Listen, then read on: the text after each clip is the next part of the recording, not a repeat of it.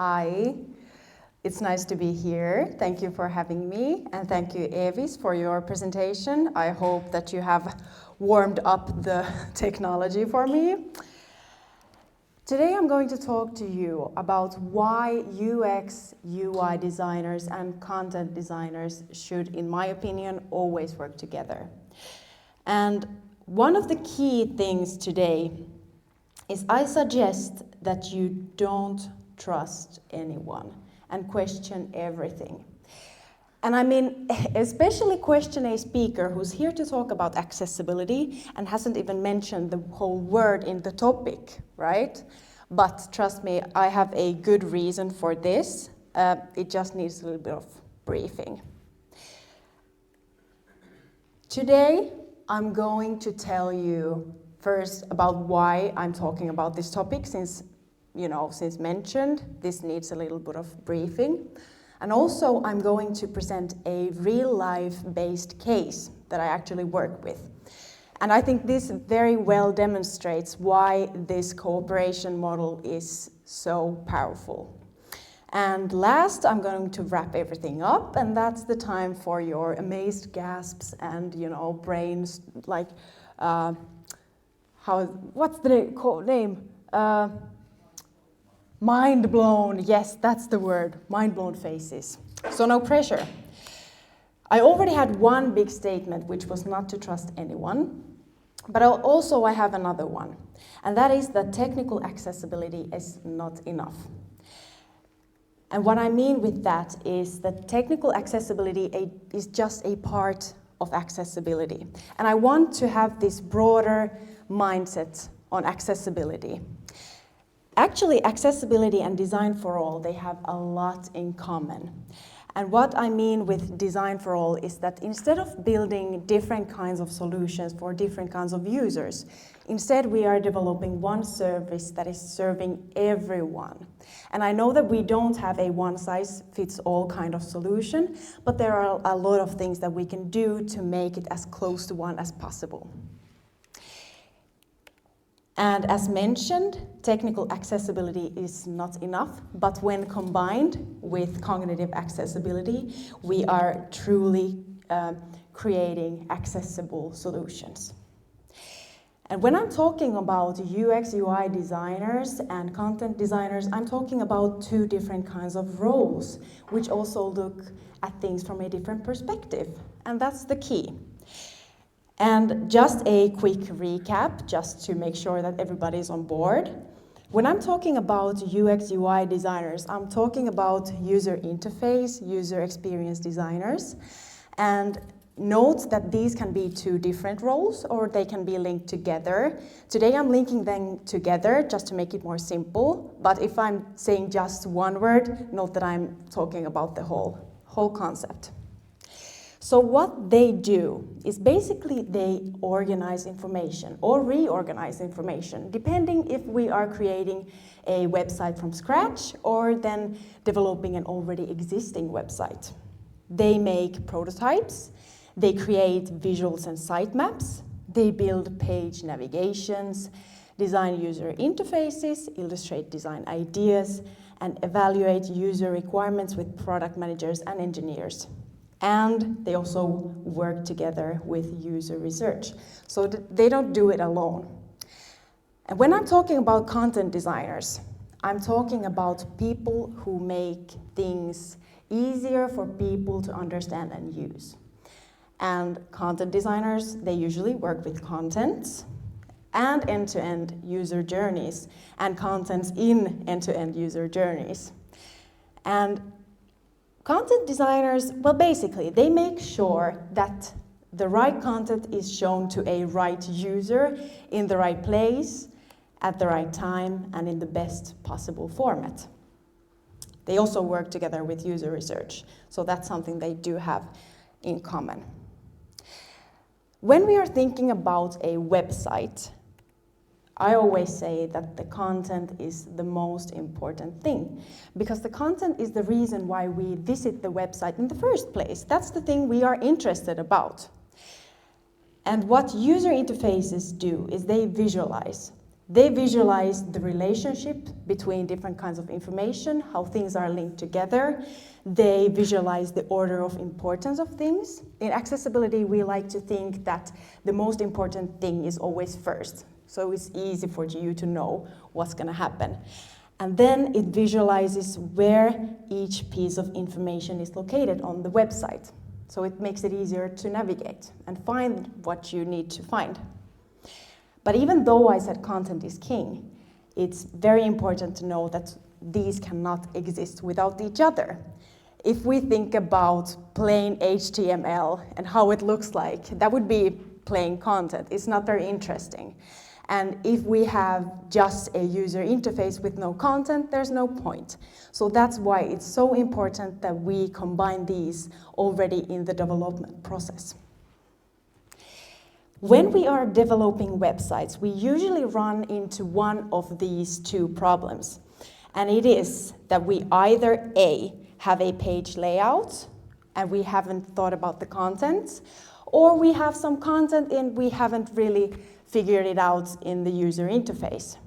And that's bad because we are making two big compromises. Because when we are, let's say, if we have a page layout and then we add some content, we may have to take away from the content just to make them fit together, or vice versa. And we don't want to make those compromises when we are making a service as a whole. And also, it's not very time efficient either. Let's say that we have two people who have been working hard, and then when they combine their work, then something needs to be redone. And that's something we want to avoid. So instead, if we work together from the very beginning and feed each other with information, we are developing the service as a whole. And it's much more time efficient. Now it's time for the case. Yes. A few disclaimers about this case. This is based on a real-life job that we actually did. It's not 100% accurate, but it's just to demonstrate this whole thing. And also, it needs a little bit of briefing just to make sure that you're all on board. I'm going to show you something here on the screens. Don't worry, I'm going to explain everything needed so that you get along. All right. So we had a customer who is a service provider. So they have developed this kind of service. But they had also, they had developed kind of a service model, and they had also looked at other service providers and how they could support individuals. And they had made this whole thing into a diagram format. But somehow they had added some code into it, and together it formed kind of a, let's say, diagram-based website. And our job was to make this diagram-based website into actual website format, including the content. And I'm going to show you how the diagram looked like before. And don't get scared, I will take you with me on this journey. So something important about this is those underlined parts, they are actually links that take you to the next page on this site, which is also in diagram format, so quite confusing. This is a much more simple version of it. Yes, looks already a little bit better, and now I can explain a little bit more of what's happening there. So here on the left, we have recognizing the customer. So we are already getting the sense of, okay, we're heading on a journey now on this site. But then there are some external service providers. So this provider had also shown what other service providers could do for the individual. Then under starting the service, we have two phases. And this is now the service that this service provider is offering. Then we have some supporting services that can be used in their service, and then some different outcomes, different solutions.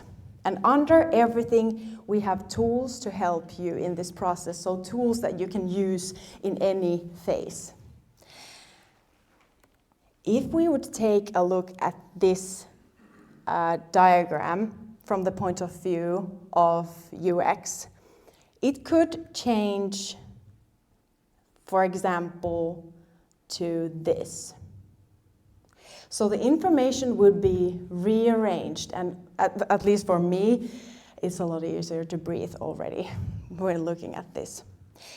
Okay, so now we are already in the heading, showing that we are going on a journey. First we have recognizing the customer, which is the same as in the original one. Then we have the support categories, then the results, and then under the whole thing are the tools during the process, and the heading is all already guiding us that, okay, we can use these tools in whichever situation. Then on the side we have the external service providers. So what was done here is rearrangement of existing headings and contents.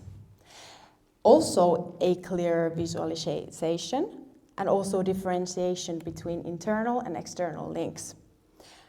Also this structure, even though it's very simple now, but it visualizes the customer journey more clearly than the first one.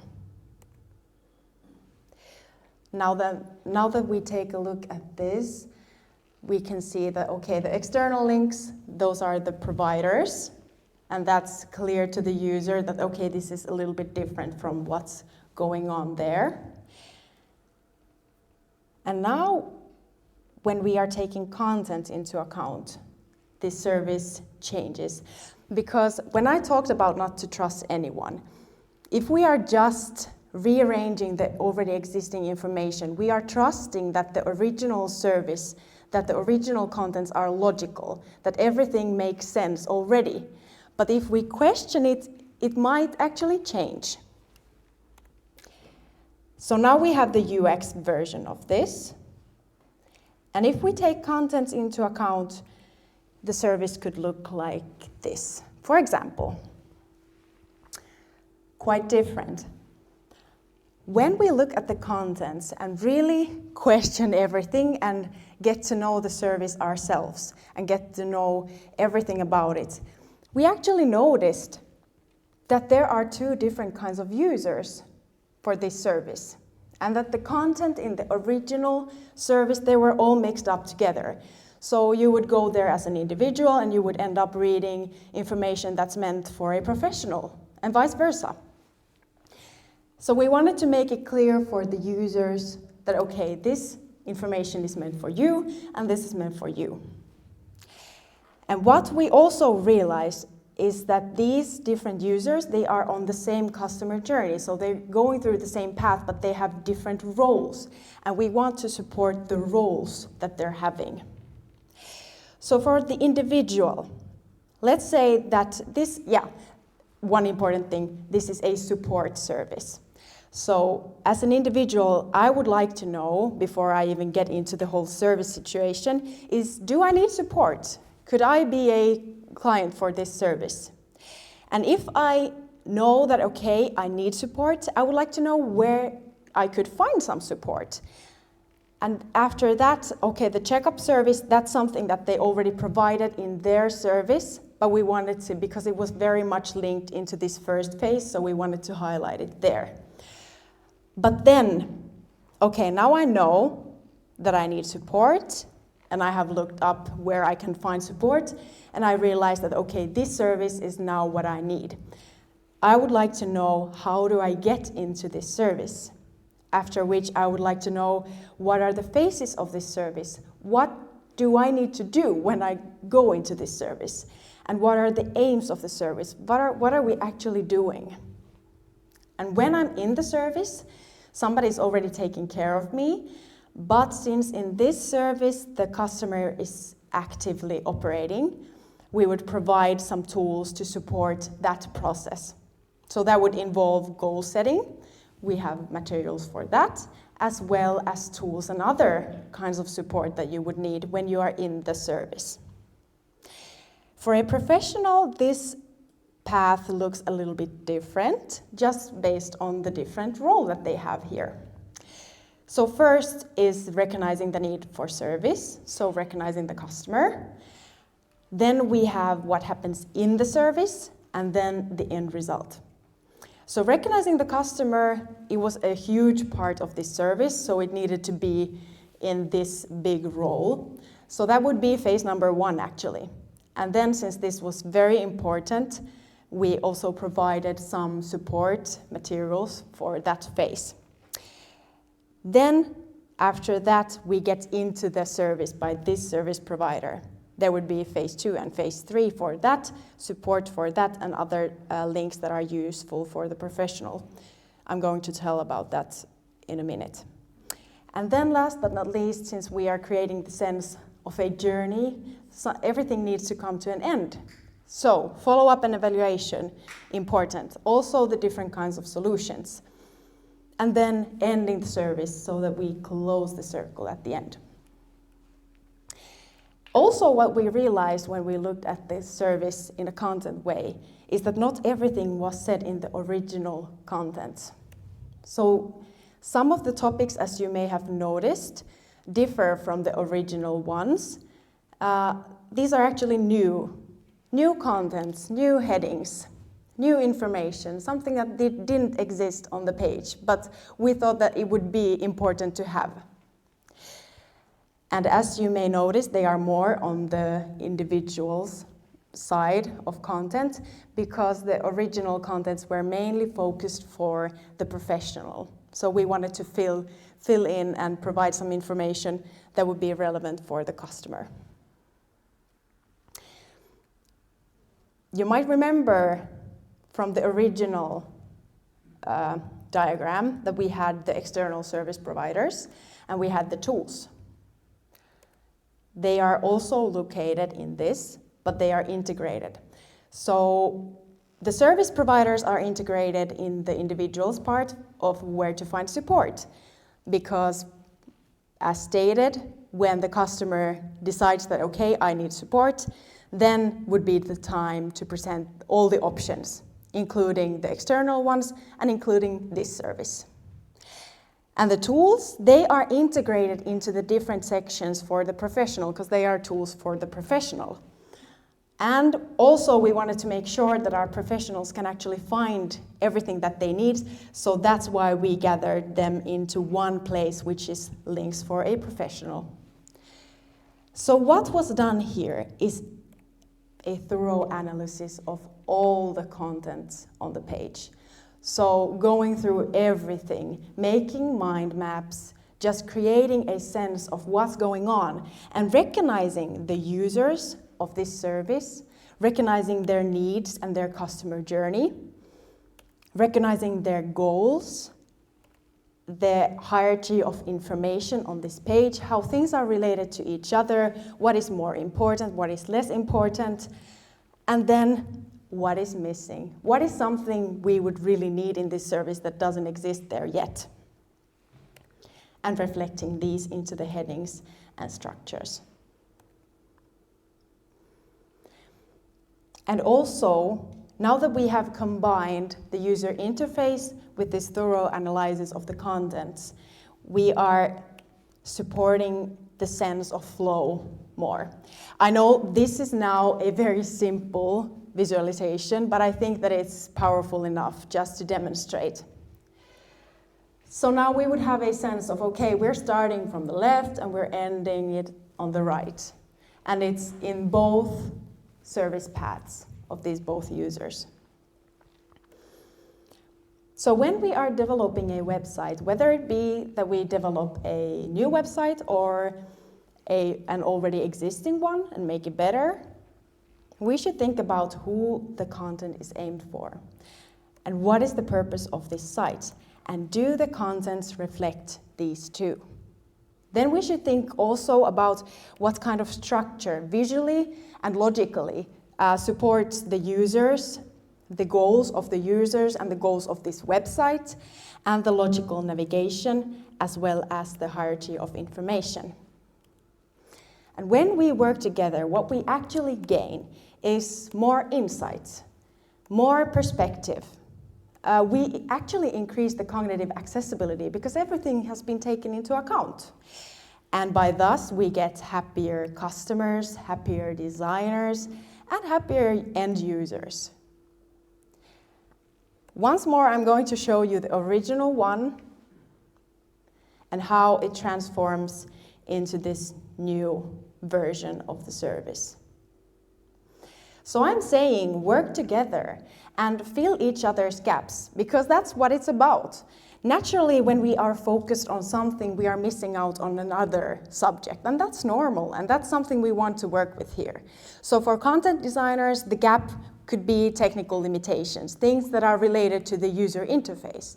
And for UX, UI designers, it can be more in the communication part, and that's where the content designer can fill you in.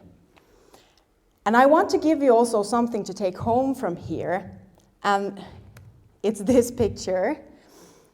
This is kind of how you could implement this. So what I'm trying to tell you here is that always work with the bare minimum. And what I mean with this is, okay, this can be implemented in any kind of project.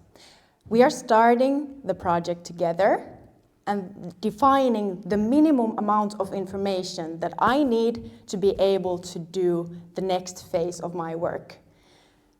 And when we are telling our colleagues the minimum amount, then we can make plans and we can decide on what we should do for our next get-together.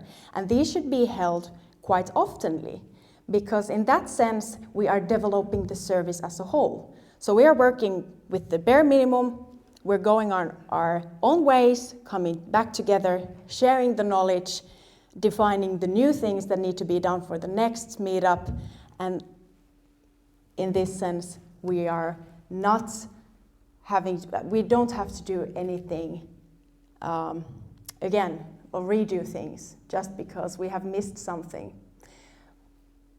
And in conclusion, complete accessibility is a combination of technical and cognitive accessibility. And when it comes to accessibility and design for all kinds of users come first. And when I talk about all users, I mean all users.